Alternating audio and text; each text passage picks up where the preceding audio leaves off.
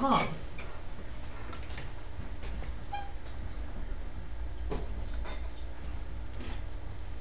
We have become conditioned over the past several weeks to anticipate the first words that come out of someone's mouth. And you were all probably thinking, oh, this is going to be a train wreck now, or the old man has finally had a stroke.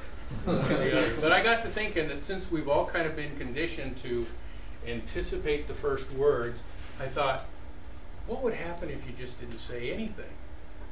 So as I was looking about and looking at everybody's faces, I certainly got your attention, and eyes kind of got a little wide there for a few seconds, but I definitely got your attention even though I didn't say anything. And in fact, from the book Complete Guide to Public Speaking by Jay Davidson, it talks about David Yoho, who apparently does a lot of public speaking, and he uses that technique quite often where he just won't say anything, and he kind of takes the time to just kind of take in the moment and observe his audience and just kind of take in the time to savor the moment.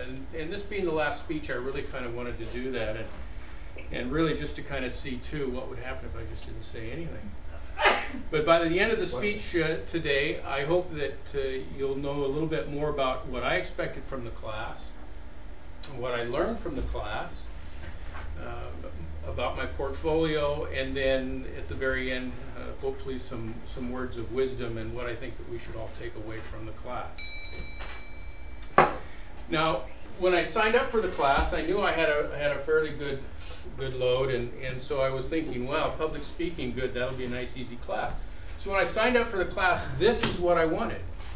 Something very simple, very easy, almost a no-brainer, because I've done public speaking before, and I thought, okay, this would be very easy. Well, what I got was something that was very diverse, something that was very involved, something that took considerably more time than what I had anticipated, and but I'm certainly much richer for it, and it has been certainly an enriching process.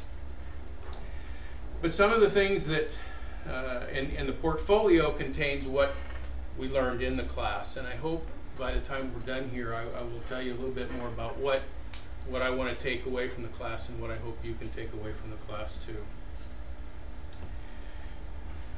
Some things that I've learned from the class, and there seems to be a prevailing theme in that: don't procrastinate.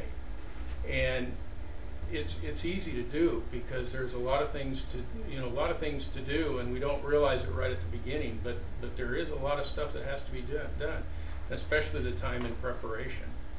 And so I've learned not to procrastinate, to really plan well. I learned to kind of get outside of my box, going and talking to people about the speeches and that kind of thing. Really kind of took me out of my element.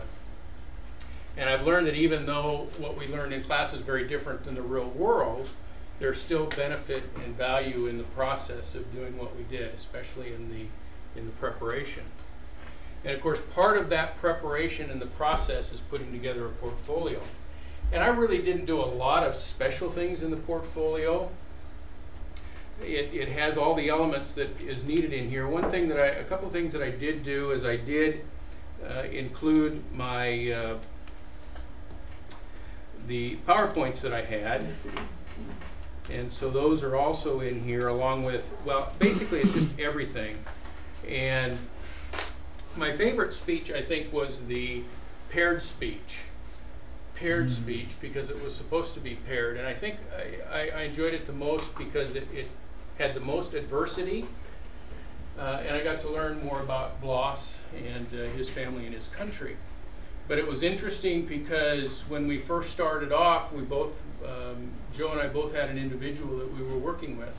Well, my guy dropped out of class about a week before, so I couldn't really share his story. So Joe and I got together the Friday before the speech. We sat down and we put together all the information, and Joe really did a lot of work. He got a lot of pictures from Bloss and a lot of information.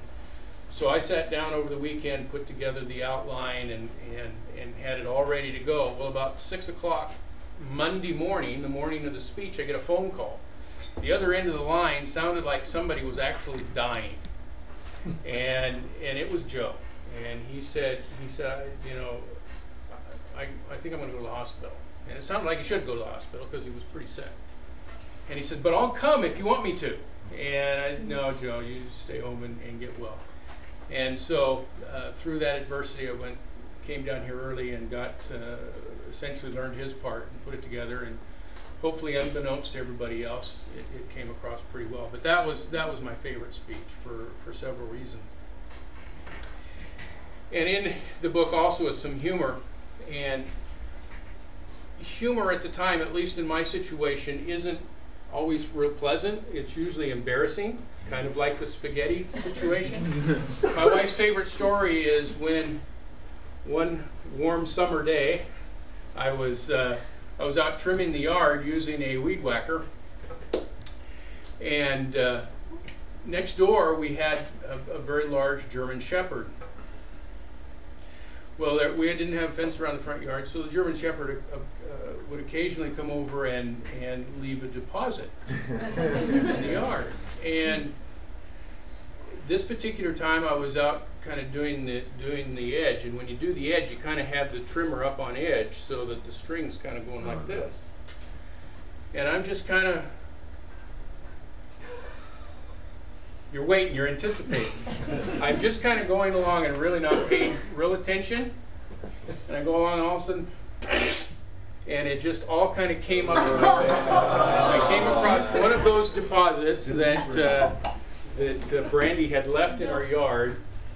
And so I throw the weed whacker down and go to the front door and knock on the front door.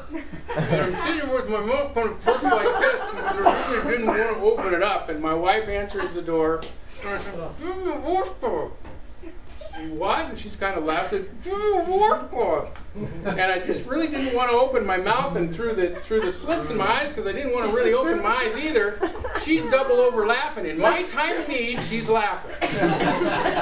So anyway, I was telling her to give me a washcloth, and after getting cleaned up and a couple of showers later, I finally went out and finished the job. And so, putting those kinds of things in the book was kind of fun. But in kind of closing, I want to kind of impart some wisdom. And if I could get the lights back there. These are some things that I hope that we all kind of take away from the course. And in the book, The Elements of Great Public Speaking by Lyman McInnes, he lists several things several benefits that we get out of public speaking. The first one is people are attracted to articulate and well-organized, forceful speakers. You look at the great leaders that we've had and the businessmen that we have that have been really great people. They've been great communicators. They've communicated very well. They've been forceful. They've been articulate. And think back, have you ever been inspired by some mamby-pamby milquetoast person? Probably not, okay? So one of the things that you need to take away from here is the fact that you need to be articulate and well organized and be confident in what you're doing.